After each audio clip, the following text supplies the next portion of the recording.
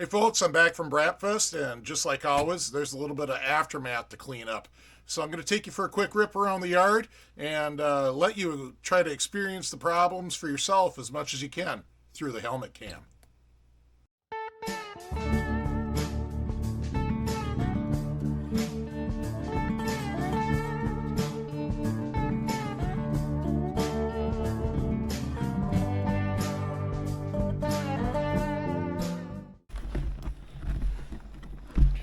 All right, so the first issue is a bog, and the second issue doesn't want to replicate right now, but we'll ride it a bit and see if we can catch it in the act.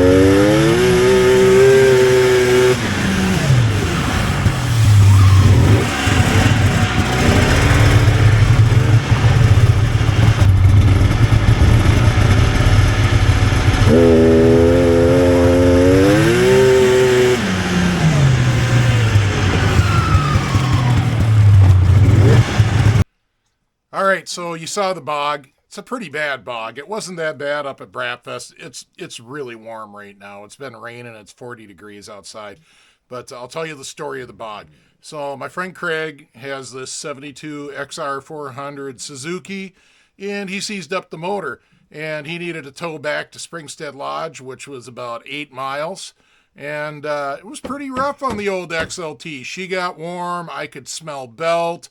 Didn't even manage to pull him the whole way. I mean, I could have if I would have stopped and cooled it down. But I got to the point where I was stopping every couple miles, packing the running boards with snow, try to go. It just got too angry with me after a while, so we traded off for a cooler sled, let this thing cool down. But afterwards, bog. So I think I hurt the belt or the clutches. In fact, I know I did. So let me take you under the hood and show you what's going on. Okay, so after I discovered the bog, I popped open the hood and my belt was riding pretty far down into the secondary. Well, luckily I have one of these adjustable secondaries. I've got it adjusted as tight as I can. I did that right there at Springstead. And got her back up proud a little bit like it should be. I think the deflection's maybe a bit much right now. So I guess my first tactic on this bog is just to try a fresh belt and see if that helps. I will have to readjust the secondary too. Well, here's another thing I noticed when I'm changing the belt. This is way too light. So I'm going to tighten that spring up a notch too. All right, there's my brand new belt and my acetone and my rag. You know what I'm going to do? I'm going to clean that thing before I put it on for the first time.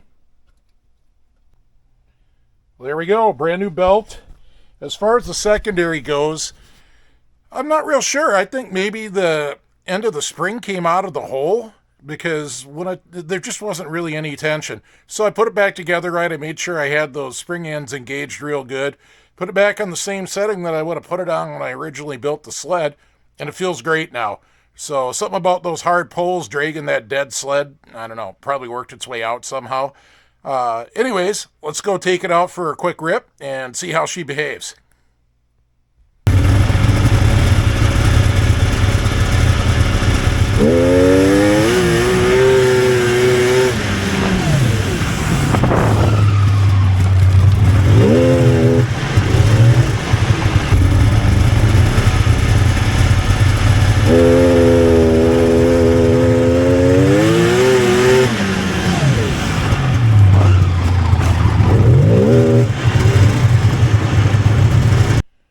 Sure enough, she was running on too. All right, I kind of ran out of daylight yesterday. It's the next day. 5 degrees cooler, but still real humid. Let's take this thing for a rip and see how boggy it is or it isn't.